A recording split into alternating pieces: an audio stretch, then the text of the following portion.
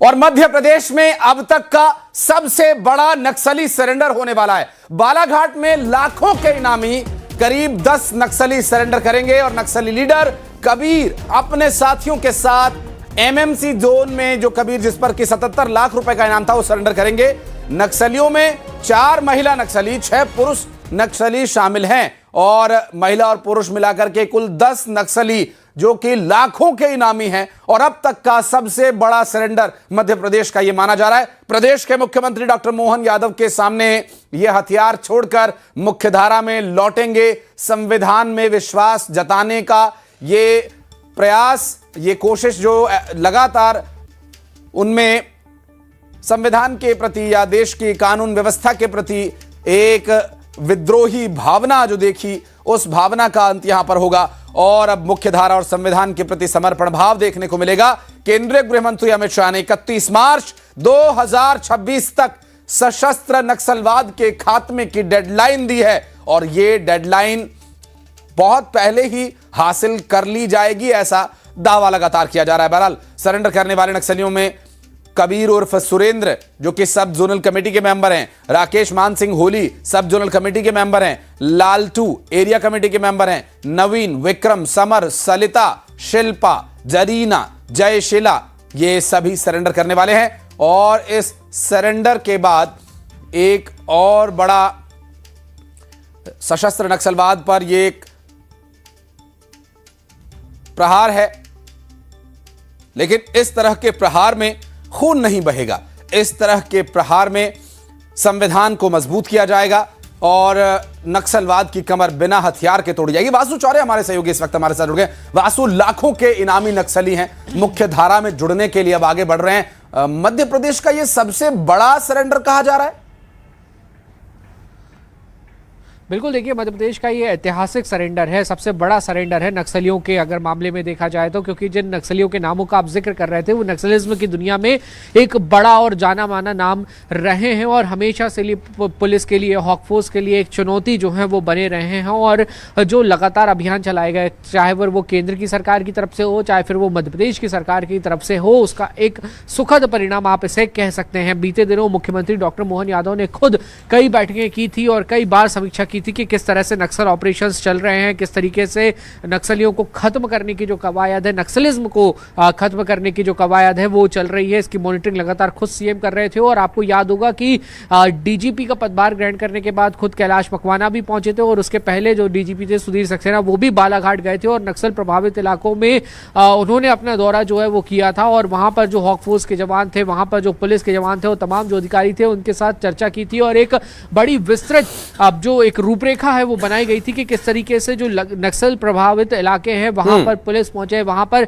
विकास पहुंचे, वहां पर शिक्षा पहुंचे। क्योंकि देखिए अगर किसी आदमी के मन को बदलना है तो उसके लिए सबसे बड़ा हथियार बंदूक गोली नहीं हो सकती, उसके लिए सबसे बड़ा हथियार होता है एजुकेशन। और जब विकास का दायरा और एजुकेशन का दायरा बढ़ता है तो उसके इस तरीके के जो परिणाम है वो सामने आते हैं। जब इतने बड़े पैमाने पर नक्सलियों ने सरेंडर किया है, जो लीडर्स हैं, जो नक्सलाइट ऑपरेशंस को चलाने का काम करते हैं, जो लोगों के माइंड वॉश करने का काम करते हैं, अब वो ही खुद इस बात को मानने के लिए तैयार हो गए हैं कि नहीं, मुख्य धारा से जुड़ना जरूरी है, यही उनके लिए और उनसे जुड़े हुए तमाम लोगों के सुखद और बेहतर भविष्य के लिए जरूरी है। तो उन्होंने ये फैसला लिया है। तो आप मान के चलिए कि जो एक नक्सल की नई पौध तैयार हो सकती थी वो पूरी तरह से खत्म हो गई है और अब वो लोग भी मुख्य धारा से जुड़ेंगे, उनके बच्चे भी स्कूल जाएंगे और एक अच्छा भविष्य उनके सामने जो है वो आने वाले समय में दिखाई देगा, नजर आएगा। आज खुद मुख्यमंत्री डॉक्टर मोहन यादव के सामने ये जो पूरा समर्पण है वो होगा और फिर सरकार की नीतियों के तहत, योजनाओं के तहत इन्हें मुख्य धारा से जोड़ा जाएगा। सरकार इनकी हर संभव मदद करने का भी काम करेगी जिस तरीके की जानकारी जो है वो निकलकर सामने आई है। तो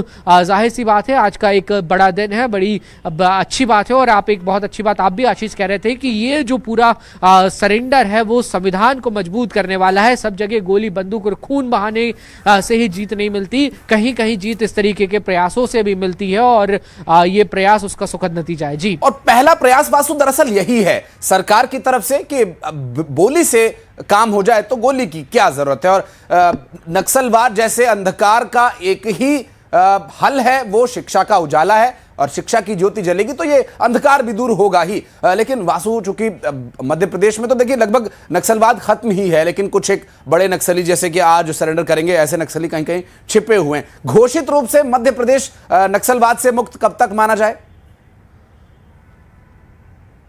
बिल्कुल देखिए, जिस तरीके से केंद्र की नीति रही है, जिस तरीके से मध्य प्रदेश की नीति रही है कि जल्द से जल्द मध्य प्रदेश को पूरी तरह से नक्सलिज्म से मुक्त करना है और बहुत हद तक सफाया हो भी चुका है। बस कुछ और समय मुझे लगता है कि लग सकता है और उसके बाद घोषित रूप से ये घोषणा की जा सकेगी आधिकारिक रूप से कि नक्सलिज्म जो है वो मध्य प्रदेश में पूरी तरह से खत्म हो गया। क्योंकि जब लीडर्स सरेंडर कर देते हैं तो उसके बाद जो ये छोटे मोटे जो नक्सलीज होते हैं या जो इन ऑपरेशंस को छोटे इलाकों में में चलाने वाले लोग होते हैं, उनके भी हौसले जो हैं वो ध्वस्त हो जाते हैं और इनका जो पूरा नेटवर्क है वो डैमेज होता है। और जब नेटवर्क डैमेज होता है तो फिर किसी भी चीज को, किसी भी मूवमेंट को खड़ा करना उतना आसान नहीं हो जाता। तो ये सबसे बड़ी बात है कि जो नामी ग्रामी नक्सली थे, जिनको देखकर लोग प्रभावित होते थे और इस तरीके के नक्सली मूवमेंट से जुड़ जाया करते थे, अब वो मुख्य धारा में लौट रहे हैं। तो जाहिर सी बात है कि एक ये बड़ा मनोवैज्ञानिक ये बात बनी बात है कि अगर लीडर को आप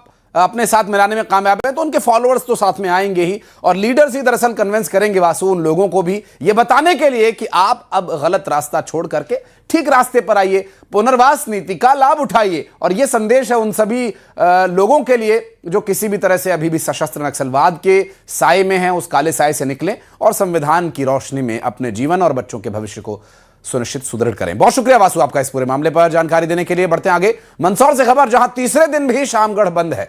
आरोपियों के मकानों पर बुलडोजर चलाया गया था, आरोपियों का पूरा मकान गिराने की मांग थी, तो आरोपियों का जुलूस निकाले जाने की भी मांग यहां पर की गई। नाबालिग को ब्लैकमेल किए जाने का एक मामला, शामगढ़ में भारी पुलिस फोर्स की तैनाती है। दरअसल मंदसौर से सामने आया पूरा घटनाक्रम, जहां पर एक नाबालिग को उसका एक वीडियो बना करके ब्लैकमेल किए जाने का पूरा मामला है। और इस बात की खबर लगने के बाद, इसका खुलासा होने के बाद लोगों में काफी आक्रोश था। आरोपियों की धरपकड़ तो हो गई है और अब उसका जुलूस निकाला जाए और कड़ी और सख्त कार्रवाई की जाए, ये मांग है। शामगढ़ बंद है अभी भी। बात करेंगे हमारे सहयोगी प्रीत शर्मा से। प्रीत, अभी क्या डिटेल्स हैं? शामगढ़ कब तक बंद रहेगा, क्या है व्यवस्था? देखिए, सबसे अच्छी बात यह है, ताजा हालात की जो मुझे जानकारी मिल पा रही है, अब से कुछ देर पहले ही जो है पुलिस ने 3 जो आरोपी बाद में पकड़ाए थे धारा 151 में, जो कल अवैध अतिक्रमण पर कार्रवाई हो रही थी, उस दौरान इन जो अन्य आरोपी 3 पकड़े हैं, आफताब, जाहिद और साहिल, इन तीनों का जो है अभी जुलूस निकाल दिया है और उसके बाद से शामगढ़ की दुकानें खुलना शुरू हो गई है। सबसे पहले मैं ये जानकारी दे दूं, अभी वर्तमान में भी जो है पुलिस वहां पर शायद जुलूस निकाल रही है और तमाम जो चीजें हैं वो चल रही है, लेकिन लगातार जो है वहां के लोग, वहां के सामाजिक संगठन, हिंदू संगठन, स्थानीय नागरिक जो है वो लगातार ये मांग कर रहे थे प्रशासन से कि आरोपियों का जुलूस निकाला जाए, उसके बाद में जो है कुछ अन्य